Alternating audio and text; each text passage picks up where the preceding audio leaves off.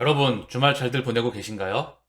시장이 굉장히 많이 흔들거리고 있죠. 그쵸? 이 시장에 대한 당위성, 그리고 리플에 대한 큰 그림, 그리고 앞으로의 세상의 판도가, 큰 판이, 지각판이 어떻게 움직이는지, 그리고 미래를 누가 만들어가는지, 과거와 현재와 그리고 미래를 같이 한번 연결시키면서 큰 판을 그려보겠습니다.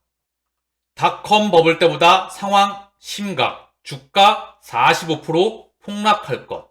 거친 증시도 연준의 긴축 경로 못 바꾼다. 불안정한 스테이블 코인, 비트코인 흔들리면 파산 위험. 테더코인 선물 현물 분석 결과 최근 비트코인 급락한 이후 파산 12% 높아져. 각국 구조적 취약성 인식해서 파산 대비 지급 준비급 도입. 스테이블 코인 위험 경고 잇따라. 루나테라 폭락 후폭풍. 자, 그리고 파월 물가 확실히 잡을 때까지 금리 인상할 것. 빌 게이츠 과상화폐에 투자하지 않을 것. 일론 머스크보다 돈이 많지 않다면 가상화폐 투자에 신중해야. 버핏 모든 비트코인 25달러에 사라고 해도 사지 않겠다. 최근 시장을 뒤덮이고 있는 이슈들입니다. 이 이슈들의 공통점이 있어요. 뭐죠? 안 좋으니까 개인들 들어오지 마. 니들은 들어오면 안 돼. 그쵸? 그리고 급등했었을 때, 사람들이 미친 듯이 달랐을 때 미디어는 환호합니다. 어서 들어오라고. 그리고 내 물량 받아가라고. 지금은 들어오면 안 돼. 왜? 우리가 모아가야 되니까. 제 눈에는 이렇게 들립니다. 자, 하나씩 살펴보자고요. 워렌 버핏, 비자 마스터 팔고 브라질 핀테크 은행에 투자했다. 2022년 2월 16일 날짜고요. 버크셔이가 최근 암호화폐 거래를 취급하는 브라질 핀테크 은행 주식을 사들인 것으로 확인돼 주목을 받고 있다.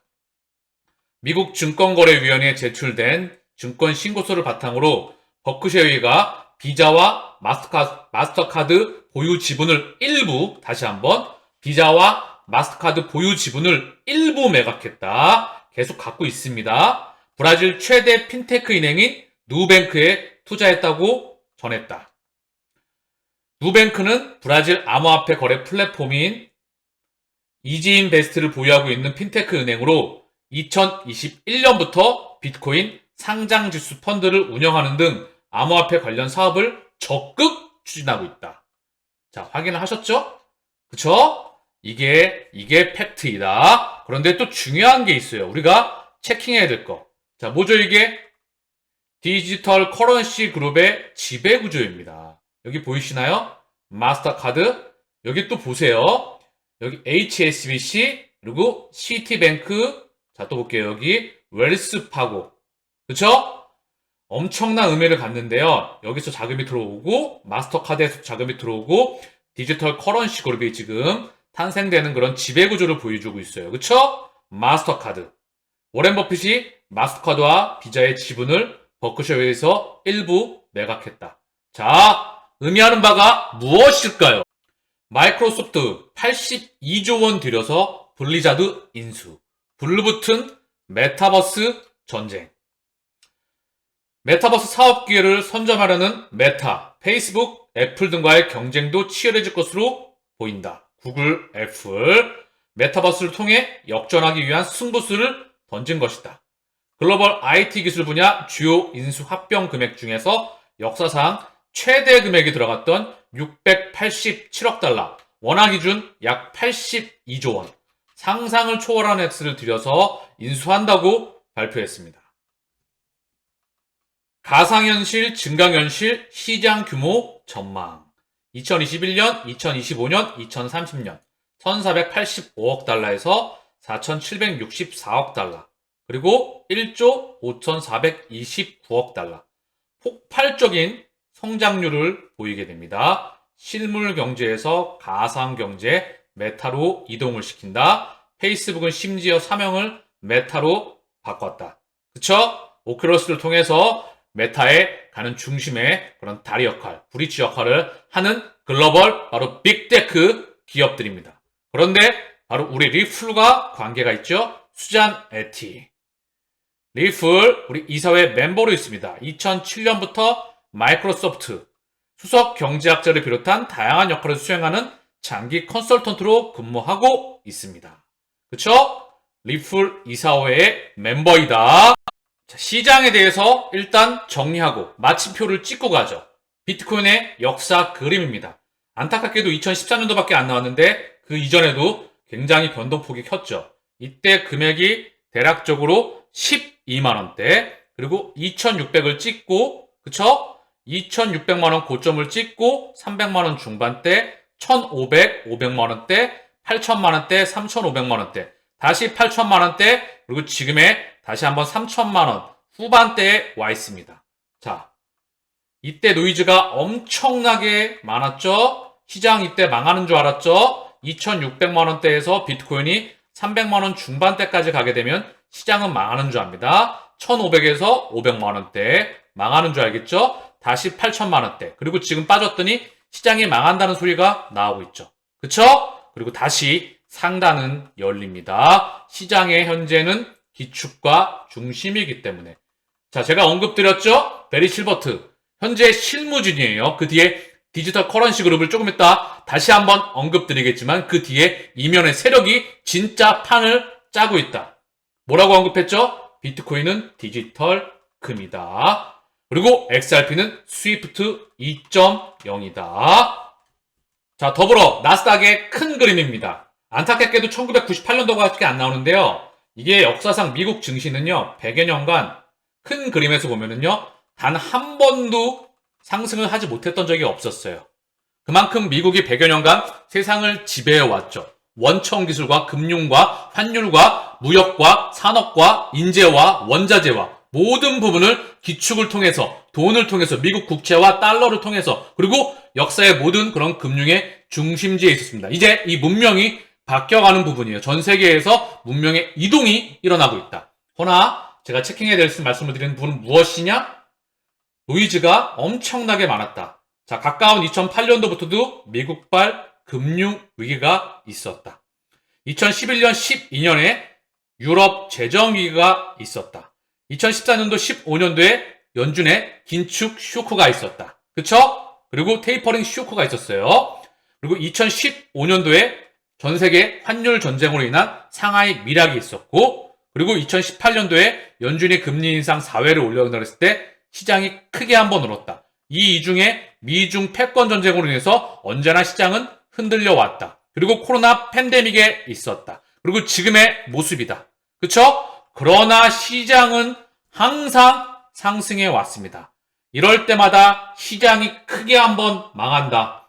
폭락이 온다, 대폭락이 온다 했지만 결국은 상단을 뚫고 갑니다. 그게 역사에서, 지난 역사에서 충분히 검증돼 왔습니다. 여러분, 미래는 그냥 뚝딱 하고 오는 것이 아닙니다. 간단하고 쉽고 명확하게 귀에 꽂히게 말씀드리겠습니다. 과거로부터 현재는 왔습니다. 그쵸? 미래는 현재에 기반하여 옵니다. 그리고 사실 미래는 큰 판을 만드는 세력들이 만들어가는 것입니다.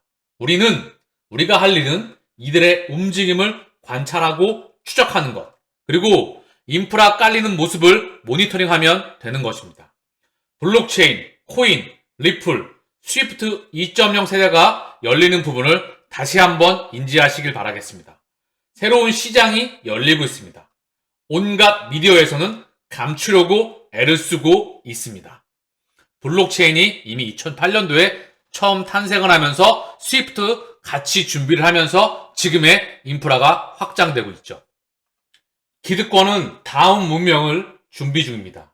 일명 산업혁명이라고 부르죠. 우리의 가치관이나 비즈니스 생태계, 사회 시스템, 라이프 스타일의 모든 변화를 일으키고 있습니다. 한국 중후장대 산업의 역사를 보면 글로벌 밸류체인에서 부품 중간 최종재, 즉 하드웨어를 담당합니다.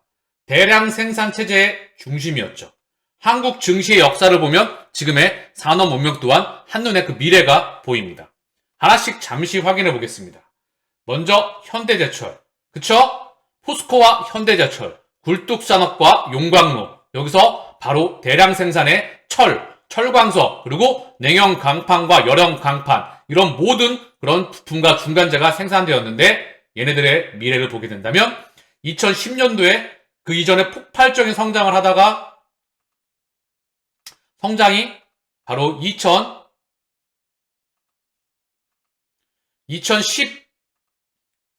2008년도 9년도에 고점을 찍습니다. 폭발적인 성장을 하다가 지금 2022년 여기에 와 있습니다. 현대제철의 모습입니다. 하나씩 보자고요. 자, 그리고 LG 디스플레이 똑같은 그림이죠. 2004년에 투자를 했겠지만 지금 고점 대비 2022년도에 어떻게 돼 있죠? 18년 가까운 기간 동안 일이 내리막을 가고 있다. 의미하는 바가 무척 크다.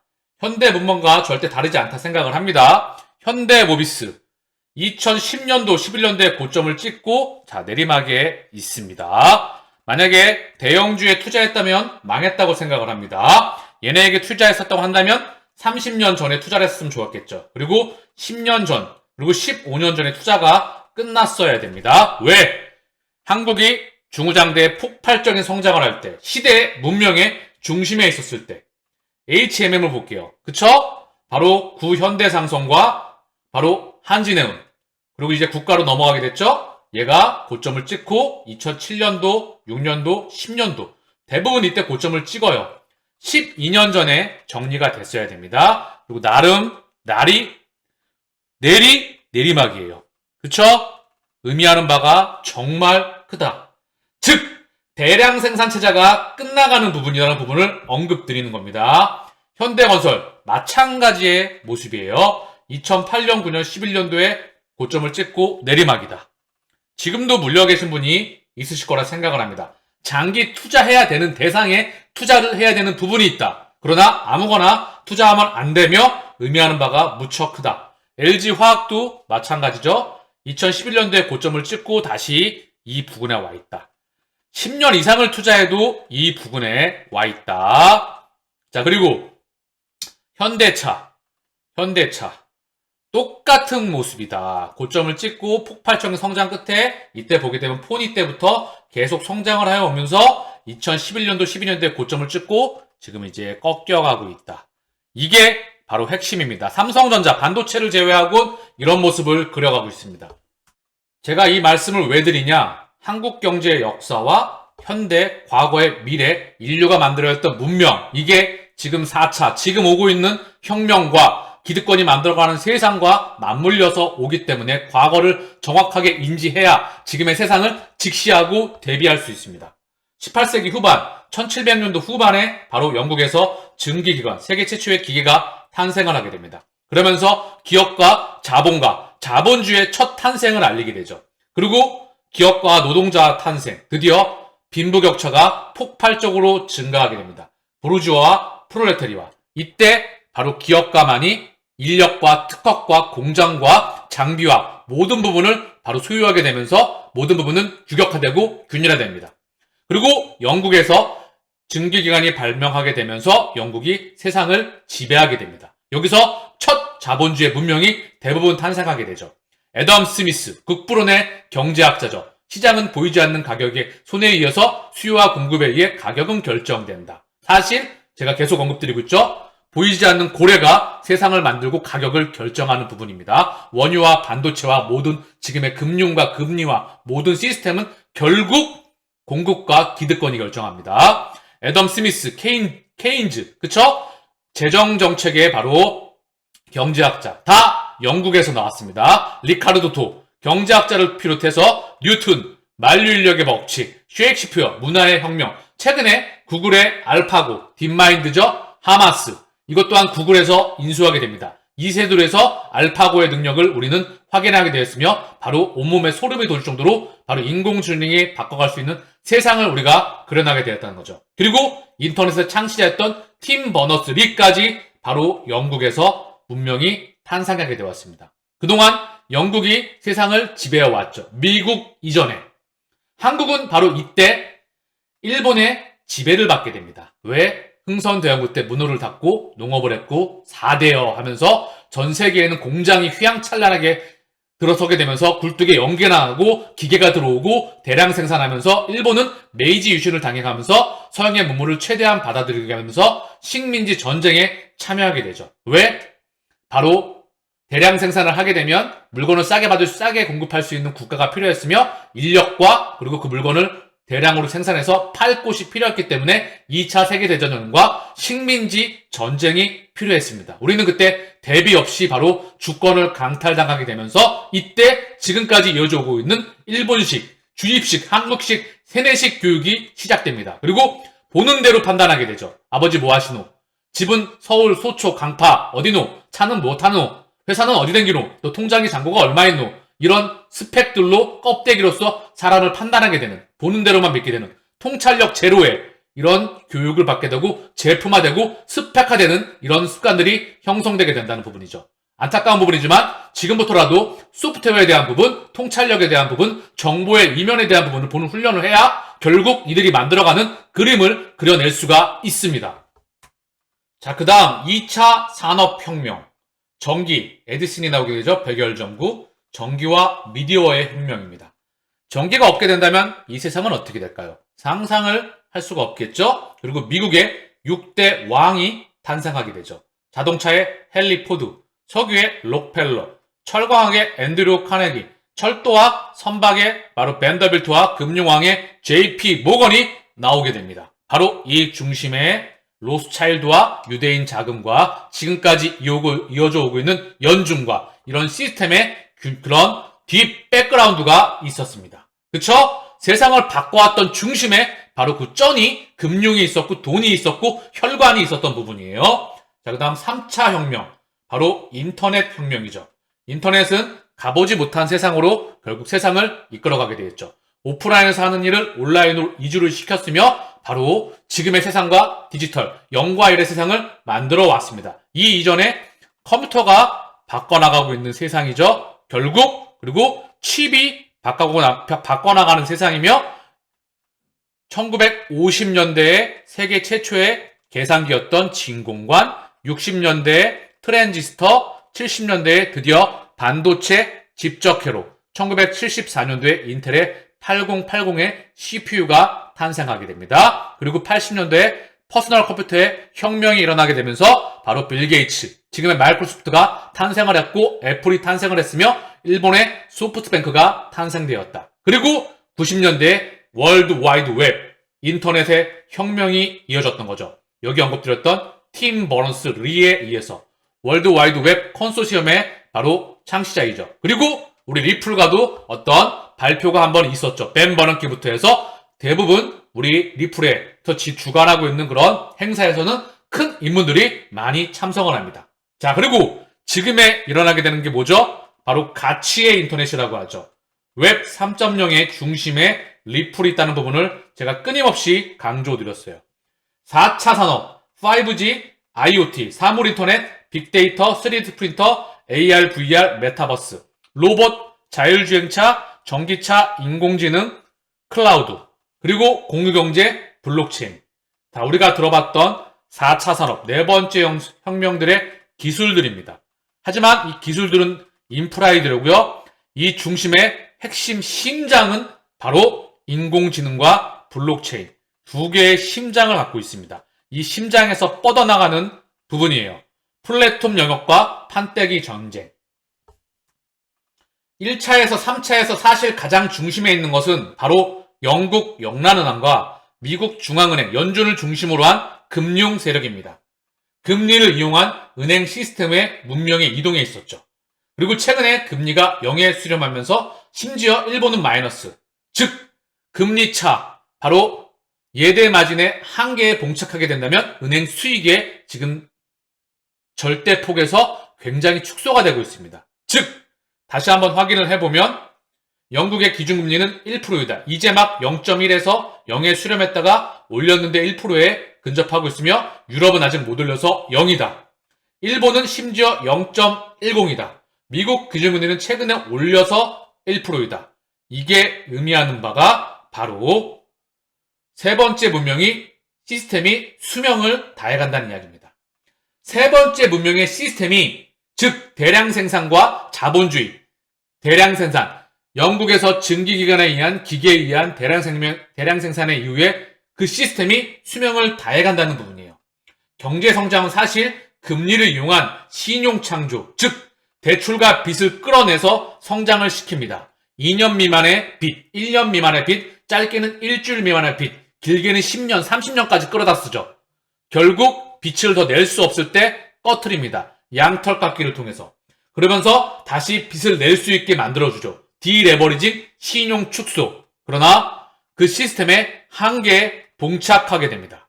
제가 항상 언급드렸던 금리에 지금 0에 수렴해 가고 있는 그 모습들. 다음번 긴축 완화. 지금은 긴축 측면에 있지만 다음번 완화 시스템에는 0과 마이너스까지 갖게 될지도 모릅니다. 그리고 회사채 매입과 질적 완화를 하게 될지도 모르죠. 결국은 돈을 찍어넣는 밖에 남지 않았다. 이때는 금리가 1970년도에는 금리가 20%에 있었다. 폴 볼커, 볼커 루이저, 인플레 파이터의 시절, 그리고 옐런 그리스펀, 그리고 벤 버냉키, 그리고 자넷 옐런 미 현 재무장관과 그리고 지금 제롬 파월이 이어지고 있다. 연준 재무부와 미국 중앙은행은 늘 리플. 왜 우리 리플과 관련이 이렇게 깊은 것일까요?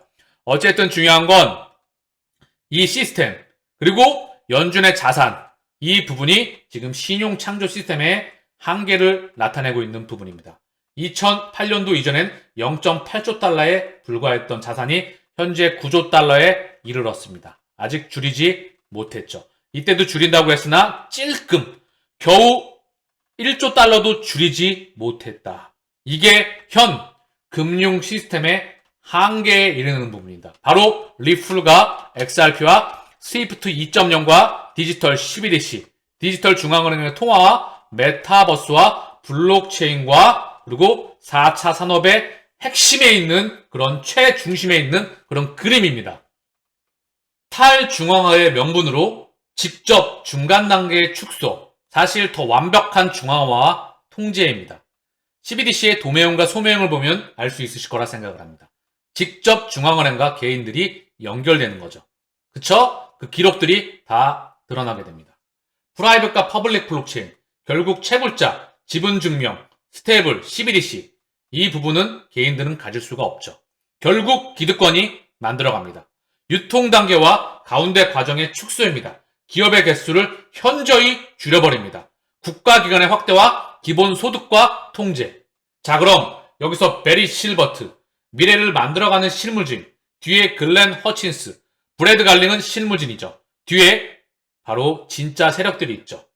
다음 시스템을 이들이 만들어가고 있습니다. 연방준비제도, 우리 리플과 연준, 그리고 진짜 뒤에서 어떤 세력들이 인프라를 깔고 있는지, 세상의 중심, 달러와의 다음 패권, 인프라를 어떻게 그려나가는지 우리가 연결시켜 보자고요.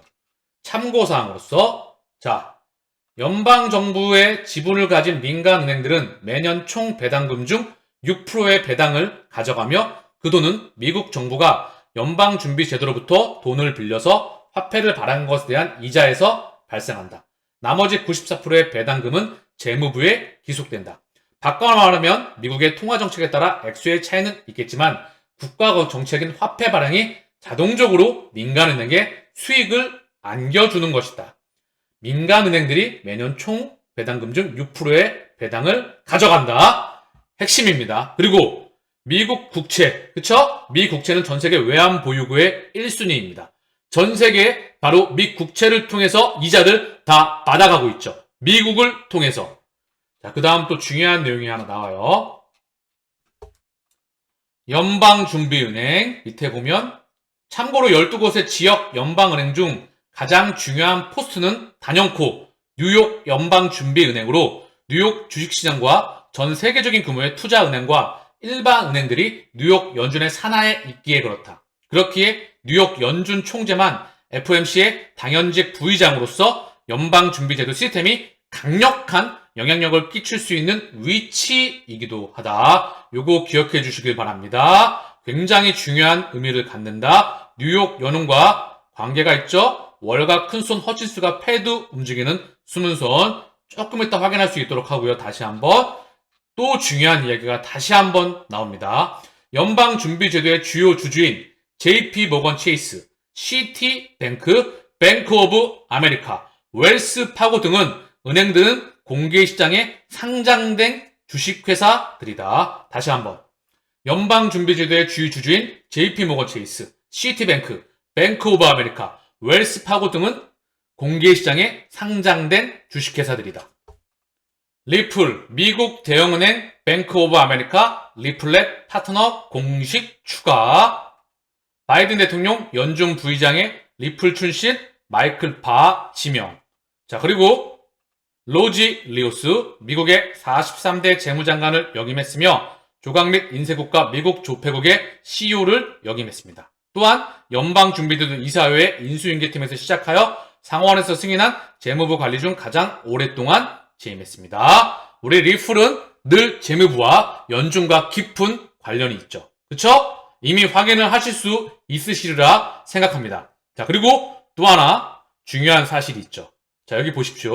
웰스파고, HSBC, 시티뱅크. 자, 뭐라고 나오죠? 아까 전에 다시 한번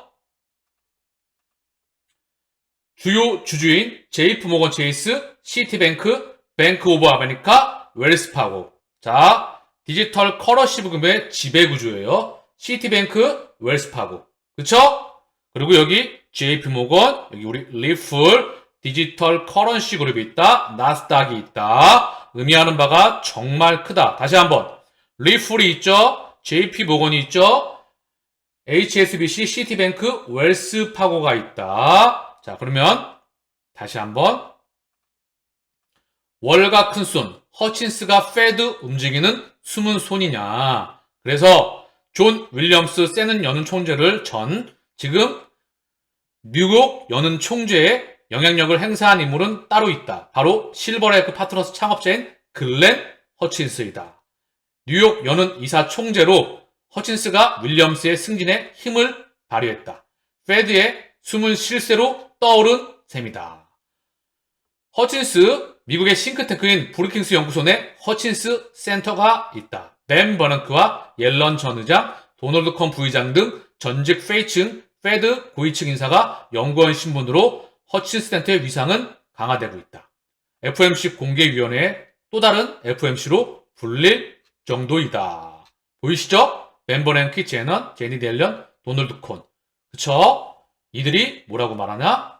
전 나스닥 회장 글렌 허친스, 리플과 이더리움은 끝까지 생존할 것. 그쵸? 연방준비은행, 뉴욕 연은행, 지금 주요 주주의 JP모건, 시티, 뱅크 오브 아메리카, 웰스파고. 자, 그쵸? 다시 한번 디지털 커런시 그룹의 지배구조입니다. 시티뱅크, HSBC, 웰스파고, 디지털 커런시 그룹, 그리고 뉴욕 연은.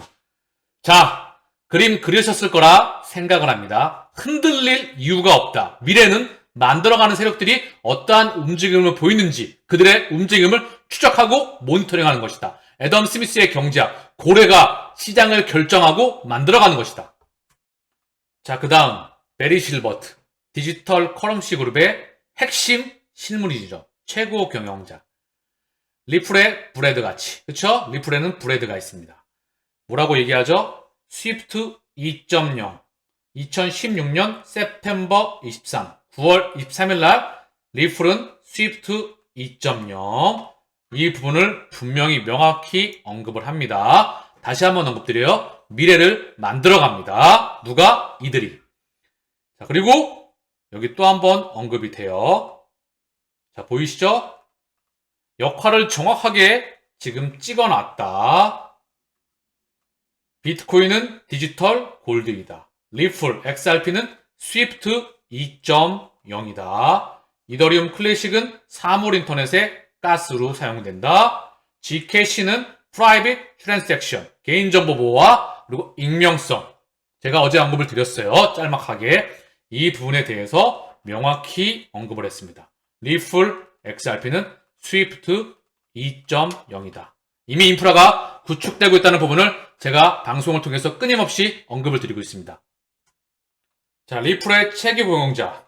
리플이 해외 송금 시스템 스위프트를 대체할 것. 자, 이렇게 분명히 언급을 하고 있습니다. 스위프트 현재 해외 송금액 규모는 예전 기준 155조 달러, 약 16억 원 이상입니다. 그리고 전 세계에 잠자고 있는 돈은 10조 달러. 그쵸? 1경이 넘어가는 돈이고요. 155조 달러는 약 20병원에 해당되는 금액입니다. 이 시스템, 해외 송금 시스템을 스위프트를 리플이 대체할 것이라고 언급을 분명히 하고 있습니다. 자, 리플이 현재 가격 532원을 왔다 갔다 하고 있어요. 현재 기준으로 25조 3천억 원입니다. 많이 빠졌죠. 다시 한번 스위프트 시장 규모는 20경입니다. 전 세계 노스트로 계좌에 잠자고 있는 돈은 1경이 넘어갑니다. 리플의 시가총액은 25조 3천억 원입니다. 시간이 가장 오래 걸리는 일이죠. 왜? 기존 법정화폐 시스템이 아직은 가야 되기 때문에, 인프라가 구축되고 있기 때문에. 그쵸? 금융기관의 XRP가 꽂히기 전까지, 이 시스템이 작동하기 전까지 XRP가 급등하면 안 되겠죠. 왜? 금융기관에 먼저 꽂혀야 되니까. 그쵸? 우리의 갈 길과 목적지는 명확하게 분명히 나와 있습니다.